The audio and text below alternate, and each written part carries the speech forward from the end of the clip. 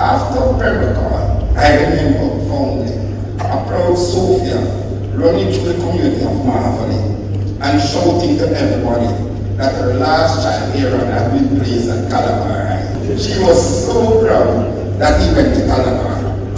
But my boys, Kamar and Jafon, we never helped against him. Instead, we blamed the Ministry of Education for robbing this bright young man of a future by sending him to Calabar instead of sending him to Great Kingston College.